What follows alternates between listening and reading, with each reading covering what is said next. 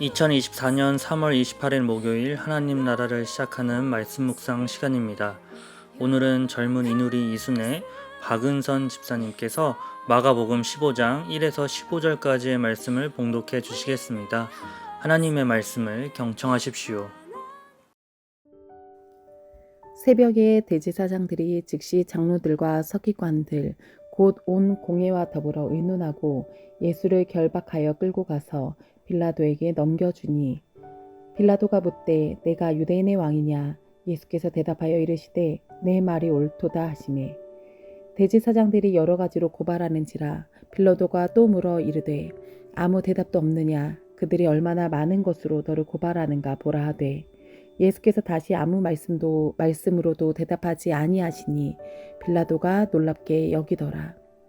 명절이 되면 백성들이 요구하는 대로 죄수 한 사람을 놓아주는 전례가 있더니 밀란을 꾸미고 그 밀란 중에 살인하고 체포된 자 중에 바라바라 하는 자가 있는지라 무리가 나아가서 전례대로 하여 주기를 요구한대 빌라도가 대답하여 이르되 너희는 내가 유대인의 왕을 너희에게 놓아주기를 원하느냐 하니 이는 그가 대제사장들이 시기로 예수를 넘겨준 줄 알미러라. 그러나 대제사장들이 무리를 충동하여 도리어 바라바를 놓아달라 하게 하니 빌라도가 또 대답하여 이르되 그러면 너희가 유대인의 왕이라 하는 이를 내가 어떻게 하랴. 그들이 다시 소리 지르되 그를 십자가에 못 박게 하소서. 빌라도가 이르되 어찌 미냐 무슨 악한 일을 하였느냐 하니 더욱 소리 지르되 십자가에 못 박게 하소서 하는지라. 빌라도가 무리에게 만족을 주고자 하여 바라바는 놓아주고 예수는 채찍질하고 십자가에 못 박히게 넘겨주니라. 아멘. 사복음서를 종합해서 예수님의 재판 과정을 설명드리면 먼저 유대 종교 지도자들은 예수님을 대제사장인 가야바의 장인 안나스 집으로 데려갑니다. 안나스는 제일 먼저 예수님을 신문했으나 어떠한 제목도 발견하지 못한 채 대제사장 가야바로 넘기게 됩니다. 가야바는 예수님을 끼워 맞춰 신송모독이라는 죄명으로 사형을 선고를 내리긴 합니다. 그러나 유대종교 지도자들은 로마의 식민지 상태에서 사법체제로는 사형 집행권을 독자적으로는 행사할 수 없었기 때문에 빌라도의 총독의 법정에 가서 사형을 받아야 했습니다. 그래서 빌라도 앞에 예수님을 데려갑니다. 하지만 빌라도도 예수님으로부터 어떠한 범죄 사실을 발견하지 못하자 예수님이 갈릴리 사람이므로 예수님을 당시 갈릴리 분봉왕 헤롯 안디바에게 보내어 신문을 받게 합니다. 헤롯 안디바 역시 독자적으로 판결을 내리지 못하고 예수님을 다시 또 빌라도에게 보내게 됩니다. 결국 빌라도는 예수님에 대해 2차 신문을 하게 되었고 최종적으로 사형을 제각받아 마침내 십자가의 죽음을 맞이하게 됩니다. 마가는 이러한 긴 재판 과정을 매우 간단하게 묘사를 했습니다. 안나스 집으로 간 장면, 또 분봉왕 헤롯 안디바에게 간 사건은 아예 생략했고 빌라도의 신문도 두 번에 걸친 신문도 한 장면으로 합쳐 놓았습니다. 그래서 마가가 이야기한 예수님의 재판 장면만을 통해서 새로운 이야기를 한번 해보려고 합니다. 그럼 마가는 무엇을 이야기하고 싶었던 것일까? 오늘 말씀에 나오는 본디오 빌라도보다 유대 종교 지도자들과 그에 따라 반응하는 무리들을 확실히 짚고 넘어가고 싶었던 것은 아닐까라는 생각을 하게 됩니다. 10절에 보면 이렇게 마가가 적어두었습니다. 이는 그가 대제사장들이 시기로 예수를 넘겨준 줄 알미러라. 오늘 제 눈에 들어온 단어는 시기라는 단어였습니다. 종교 지도자들이 예수님을 왜 이렇게 싫어하는가에 대한 질문에 빌라도도 스스로도 알고 있을 만큼 또 느끼고 있었습니다. 지도자들이 예수님을 시기하는구나. 여기서 시기란 단어는 푸도논이라는 단어를 사용했는데 보통 질투, 시기는 우리가 잘 알고 있는 젤러스라는 헬라어가 있는데 그 단어를 쓰지 않고 이보다 의미가 더 안 좋은, 더 악한 단어를 쓴 것입니다. 단순 질투를 넘어 악한 죄성을 이야기할 때 사용하는 단어이거든요. 부러워하는 것을 넘어 뺏고 싶은 마음, 망가뜨리고 싶은 마음이 담긴 단어라는 것입니다. 결국 이 시기심으로 무리를 선동하여 아무 죄도 없는 사람을 죽인 사건 속에서 우리 사회를 보고자 합니다. 예수님의 십자가 사건이야말로 오늘 이 사회에서 벌어지고 있는 폭력이 어떻게 작용되고 있는지, 또 그 안에 죄로 인해 고장난 인간의 본성이 숨어 있는지 고발하고 있음을 보게 됩니다. 죄가 있고 없고를 떠나서 이렇게 집단적으로 한 사람에게 가해지는 폭력, 정당한 절차와 정의로운 법적인 판결 없이 매장당하고 희생당하고 이후 아무렇지 않게 또 이어나가는 이 사회의 문제를 바라보며 우리 그리스도인들은 가담하지 않기를 지혜롭게 분별해야겠다 깨닫게 됩니다. 계속해서 우리 주변에서 일어나고 있는 상황들, 작게는 학급과 일터에서 왕따로 시작하여 크게는 온라인상에서 익명성에 숨어 공격하는 댓글과 여론으로 인해 죽는 공인들의 모습 속에서 우리의 반성할 모습을 보게 됩니다. 예수님을 죽이는 패턴과 너무 똑같기 때문입니다.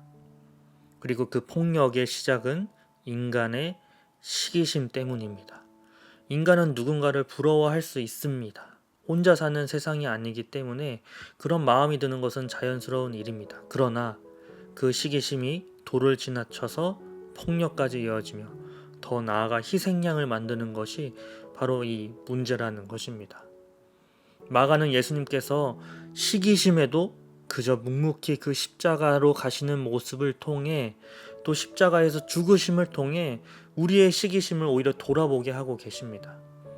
오늘 말씀을 묵상하며 누군가를 사지로 내몰고 있는 우리 손에 들린 돌을 내려놓고, 또 혹은 십자가에 못 박아라 외치던 그 입을 닫고 은근슬쩍 세상이 유도하는 이 폭력의 무리에서 나와서 예수님께서 걸어가신 평화의 길을 걸어가는 우신 가족들 되기를 축복합니다. 기도하겠습니다. 사랑의 하나님, 예수님의 십자가를 통해 시기심과 또 그로 인해 생기는 수많은 폭력들이 우리의 삶에 만연해 있음을 깨닫게 됩니다. 우리의 죄와 허물을 대신 지시고 개인을 구원하신 예수님, 이 시간 기도하기는 예수님의 십자가로 우리 사회가, 사회성 또한 구원받기를 소망합니다.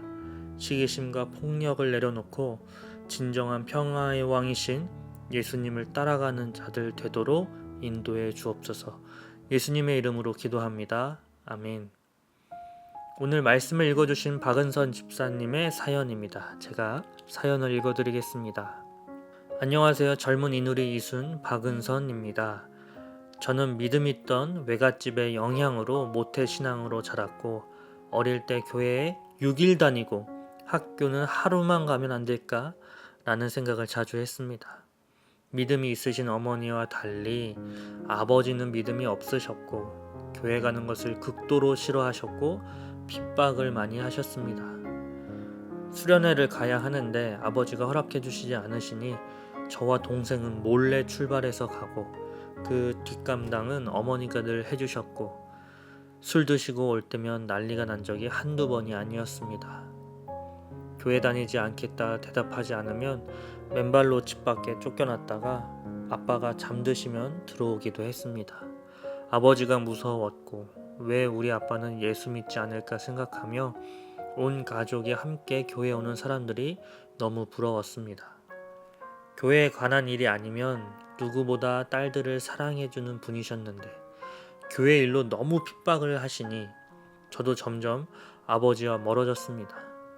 주일이면 하루 종일 교회에 있다가 저녁에나 들어가고, 믿지 않는 아버지를 위해 예수 믿으실 수 있도록 기도했지만 내 깊은 곳에서는 아버지를 많이 원망했고 왜 우리와 함께 교회 가지를 않는지, 제 아내 아버지로부터 받은 상처만 보며 여전히 아버지가 어려웠습니다. 그러는 중에 몇 년 전 아버지는 극단적인 선택을 시도하셨던 일이 있었습니다. 저는 그 소식을 듣고 많이 걱정되기도 했지만 깊은 마음속에서 아빠는 왜 또 그러실까라는 생각을 하며 갔습니다. 그런데 아버지의 얼굴을 본 순간 아버지의 상한 마음이 보였습니다. 우리 가정에서 소외되셨고 가족과의 시간을 너무 원하셨던 분인데 나들이 가자고 해도 주일은 절대 안 된다. 토요일이면 봉사해야 한다며 거의 가지 않았었고 주일에는 하루 종일 혼자 계신 날이 대부분이었던 아빠의 삶. 아버지는 많이 외로우셨고 힘드셨던 것을 그때야 알았습니다. 그 일이 있은 후 아버지의 마음을 돌아보고 얘기를 나누고 시간들이 지나가며 조금씩 아버지와의 관계를 회복해 나가는 중입니다. 믿지 않는 아버지를 내 안에서 무시하고 외면했던 마음을 회개하게 됐고 깊은 곳에서 하나님 아버지의 마음을 오해했던 저를 조금씩 고쳐주시고 계심을 봅니다. 아버지를 사랑하며 기도하며 훗날 후회하지 않게 아버지와 함께 시간을 갖곤 합니다. 어린 내가 핍박받는 중에도 힘이 되셨고 여전히 깊은 곳에서부터 나를 고쳐주시는 내 하나님 아버지, 그 사랑을 이제 저희 친정 아버지도 알기를 원합니다. 라고 사연을 보내주셨습니다. 우리 집사님 안에 아버님을 향한 긍휼한 마음이 생기신 듯 싶습니다. 그 마음이 바로 예수님께서 우리를 바라보시는 마음이시지 않을까 싶습니다. 집사님께서 아바 아버지라는 찬양을 추천해 주셨는데요. 이 찬양 들으며 집사님과 집사님 가정을 위해 기도하겠습니다. 이 시간 함께 찬양 들으시며 함께 기도하도록 하겠습니다.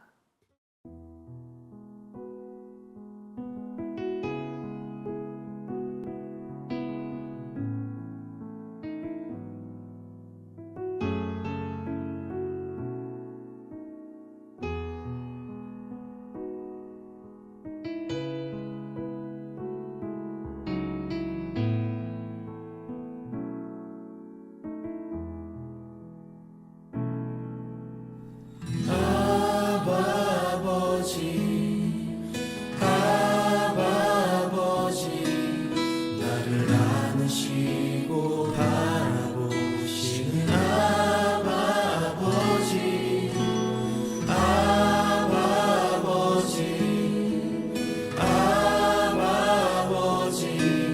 나를 도우시고 힘주시는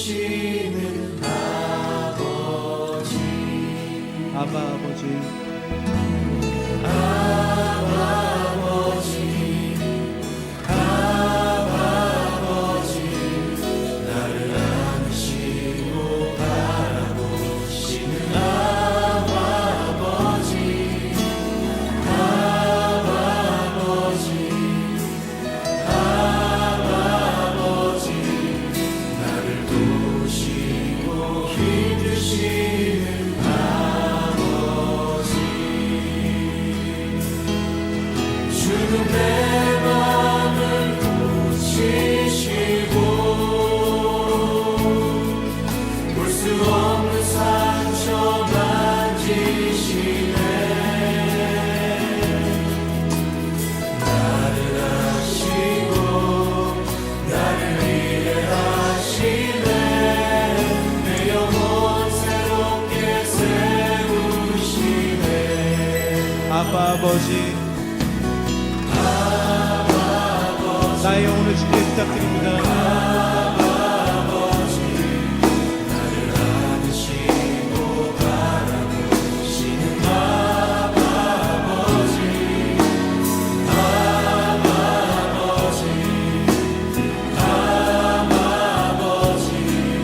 나를 도우시고 힘주시는 아버지, 주는 내 맘을 고치시고 주는 내 맘을 고치시고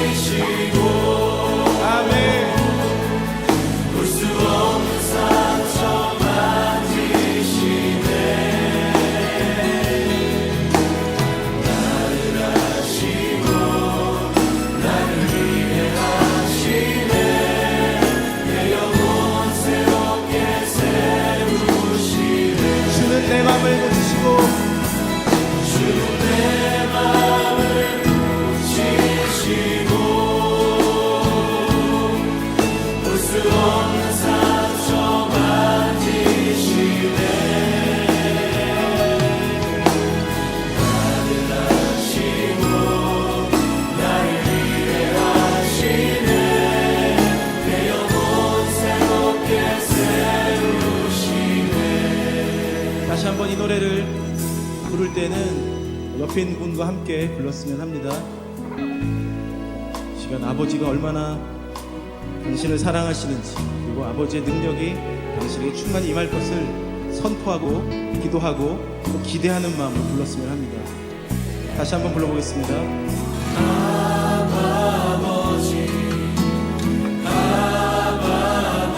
너를 안으시고 바라보시는 아버지, 자리에서 다 함께 일어나시고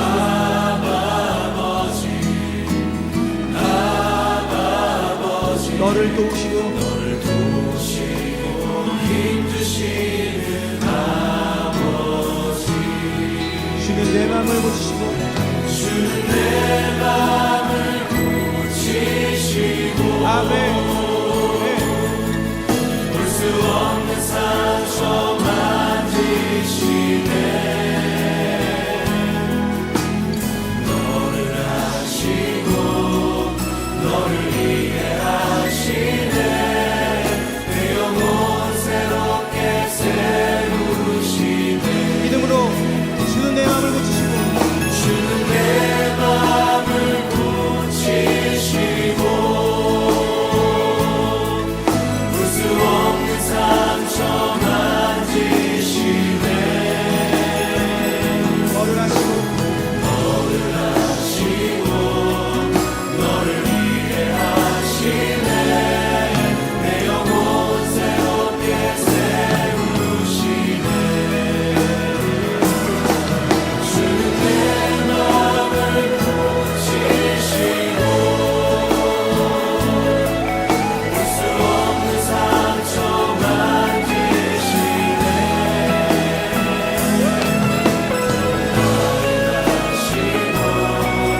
나를 이해하시네. 내 영혼 새롭게 세우시네.